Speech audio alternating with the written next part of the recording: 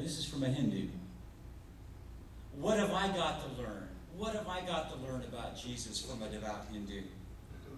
I think our appreciation of the solidarity of the faith is something that's so precious, that's so important. I think that's the way the world needs to go, to raise the church up to its highest level. And I know we're one little drop in the bucket here, but every person, every congregation doing their small part. And then lastly, as I go on, I want to talk about marching to a different drum. What does it mean to be God's faithful people in this world? I mentioned the Sermon on the Mount, the Beatitudes. There is an upside-down kingdom, a countercultural kingdom based on a new set of values that Jesus talked about. Are we faithful to it? Do we stand by it? Do we stand for it? Even though it might cost us something. Every once in a while I hear somebody say, "Oh, your church, it doesn't really stand for much. You don't believe this about God. You don't believe that about Jesus. You don't believe this about heaven or hell. You don't believe this about baptism, da-da-da-da-da. You don't believe the Apostles' Creed, da-da-da-da-da-da." You know what? I think our church stands for a lot. It stands for truth. It stands for service. It stands for acceptance. It stands for inclusion. It stands for forgiveness. It stands for openness. These are the values of the kingdom. And as we go through the day-to-day world, that means we march to a different drum. We live a different life. We have a different set of values. We spend our time differently. We spend our money differently. We have a different perspective on how the world should be put together based on how it affects the most vulnerable, the least of these, as Jesus said. So these are just, I know I'm being a little random here today, but these are things that I think are important if we want to become that church of higher elevation. And it begins with a vision. It begins with a desire. You look at those communities, Bonanza and Crestone. They each had a vision.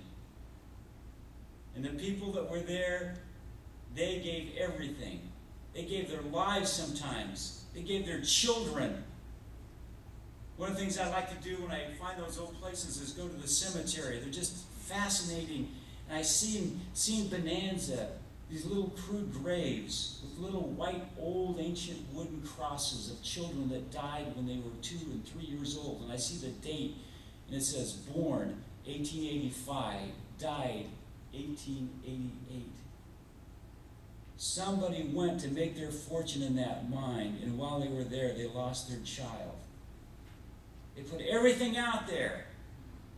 It's like the people in Crestone. They put everything out there. It starts with a vision.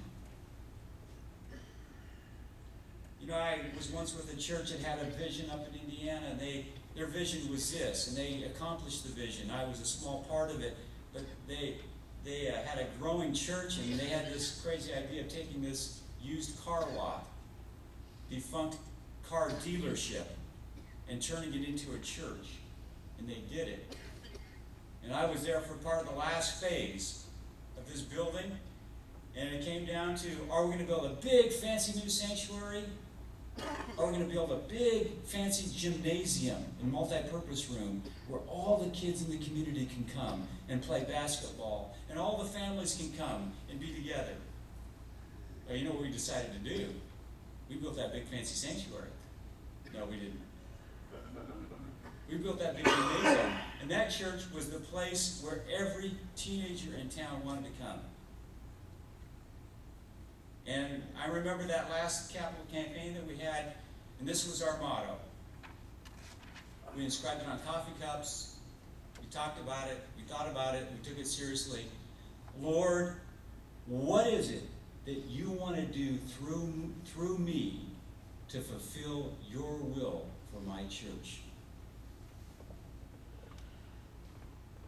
That's not a bad question, is it?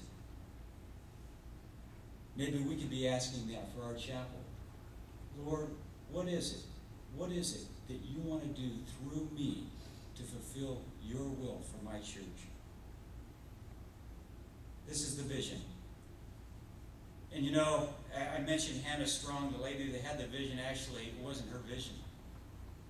Because she came to Crestone in the 70s. She had this idea, she had a philosophy, she had some inclinations, but what happened is when she moved to Crestone in the 70s, living part-time there and part-time in Canada, somebody knocked on her door. And the guy's name was Glenn Anderson. I don't know much about the guy, I know his name. He was like one of the local prophets or mystics. He knocked on her door. He said, "I've been waiting for you." He'd been sitting on this vision for 20 years of this interfaith community where there would be spiritual evolution and where different faiths would come together. And he said, God told me 20 years ago that some foreigner, we don't use that term much anymore, would come and make it possible, and you're the one. And it just so happened that Hannah Strong and her husband owned 2 million acres in Colorado and New Mexico, and she was the one. But you see, one person, one small voice, everybody doing their part, one small voice, just waiting, just nurturing this vision. It doesn't have to be the minister who's the key. It doesn't have to be one of the movers and shakers. It can be anybody that God gives in trust a task or a talent to, that God brings along, can change everything. If we listen, if we're open, if we want to receive that vision, if we want to nurture that vision, if we have a desire to see it happen. Well, I know it's way up there. It's 10,000 feet. It's 15,000 feet. It's the Church of Higher Elevation, but